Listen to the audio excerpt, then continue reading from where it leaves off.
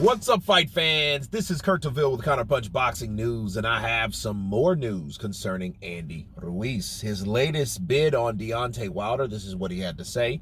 He said that he'll move on if Deontay Wilder doesn't make him another offer, and he wants a Joshua trilogy. Okay, and he said, I don't think they want to fight. I think Eddie is already traumatized, and I will keep on, and if I don't get a Deontay Wilder rematch, I'll just move on. But I want an Anthony Joshua trilogy. I've been stuck on the shelf hiding myself. A lot of people don't know the situation I've been in my problems. That's one of the reasons I wanted to come over here and show my faith, and I'm ready to get back in action. By next year, I want to fight 3 or 4 times, and I want to get the fight in. We're still waiting for Wilder. I'm telling everybody that I never asked for 25 million, but I did ask for 20. Those are the words of Andy, the Destroyer Ruiz. Hell, to destroy a contract or a situation or fight plans, Ruiz. Listen, I think Andy should just stop talking. I think Andy should just, it's crazy. Eddie Hearn did bring up a good point. When the hell is Andy going to fight? Andy mentioned a tune-up. So, okay, just focus on the tune-up. Stop talking about fights that either you lied and said you didn't get a contract. Then you said you never got one. First you said that you never got. Now you're saying you never got one. But then you said before, 2 weeks before, you told him to send another contract. So the question would be, what was on the first one? But then there was not supposed to be a first one. So you're not even deemed credible to even talk because we just caught you in a lie. That's one thing. Now, I'm going to tell you something else. If anything, I think Andy is a guy that,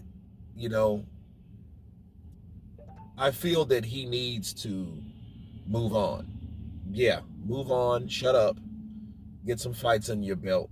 Those 2 or 3 times a year, yeah, he needs that too. But, I think Andy needs a lot more. I think he needs to fight guys that people want to see him fight. Man, who are those people? I mean, top fighters. Pick one. You know what I mean? Like, shit, at least give us 1 out of 2. Have a tune-up and then fight somebody that, may have a chance of beating you. Not Ortiz at his age, because, I mean, you can't turn back the hands of time like that. You just can't. Ortiz was using compression sleeves and stuff on his legs a long time ago. I mean, years ago. So that tells you there he's trying to create circulation in those legs that are constantly going bad or not even in existence anymore, of being workable, of being competitive. He don't have legs no more. That man's shot. And that's Andy's last fight. You fought a senior citizen, bro. Congratulations. Andy's going to have to do something that's going to impact the world, and I think all he really needs to do is take on the guys that are being seen as a threat. Not Joe Joyce. Take on the guy that took out Joe Joyce. Take out Zhilei Zhang. And I don't think Wilder really wants Andy Ruiz. He wants the trilogy fight because he knows what that comes with. He knows he can get a 4 or 5 million for that fight guaranteed. And what killed Andy was guarantees. I think the idea of knowing he was going to make money, what motivates a broke man if you know you're already rich? And if the only thing that motivated you to keep going was that you were broke, well, what happens to you when you get money? Well, we seen that with Andy. Okay, when Andy found out he was getting 13 million for the rematch as the champion in Saudi Arabia, he stopped caring. I believe Andy Ruiz stopped giving a shit because he knew, I'm rich, bitch. I don't have to work out for this fight. I'm the champ. You know what I mean? I'm the champ. If I lose, I'm still rich. I'm still rich anyway because I just got 5 to 7 million for fighting Joshua the first time. I met the president of Mexico. I got a parade in my honor. I'm the first Mexican heavyweight of Mexican descent.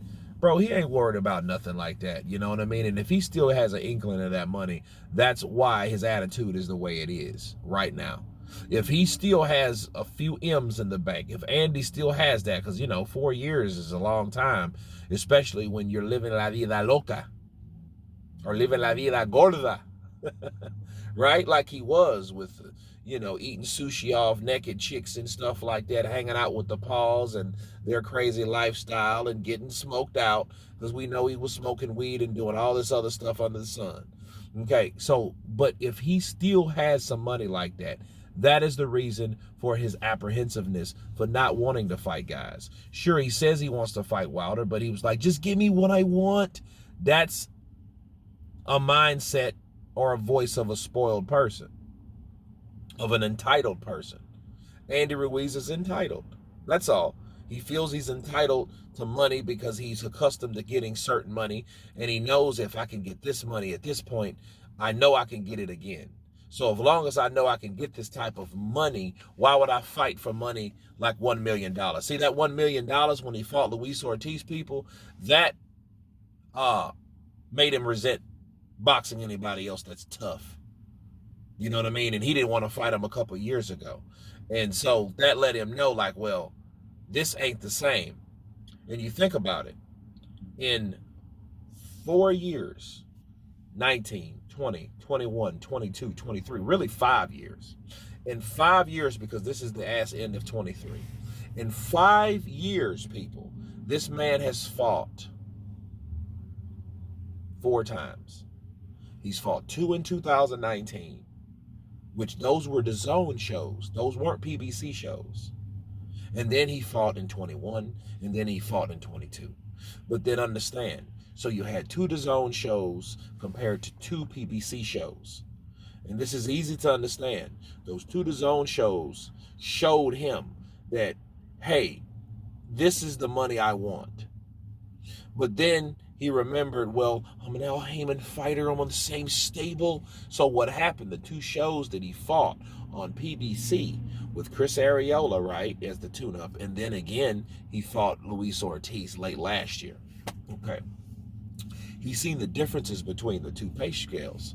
The differences are, DAZN has guarantees, PBC don't. PBC is like a gambling, aggressive tax, what's the word? Stock market. It's almost like, hey, you're gambling with the idea of making money because there's no guarantee. So you're getting fractions or rations of certain amounts of or allowances from Al Heyman. Then it's composed to, hey, you have this check for $7 million, Andy. Hey, you have this check for $13 million, Andy, and it has fucking DAZN on it, or John Skipper, or whoever endorsed it. Whereas the PBC, he's getting money here. Like he fought Chris Arreola. He didn't get all that money at one time. That was the problem. Deontay Wilder exposed that problem to, about the PBC. He was like, well, or Fox, PBC, Showtime. He was getting tired of the Al Heyman allowance situation.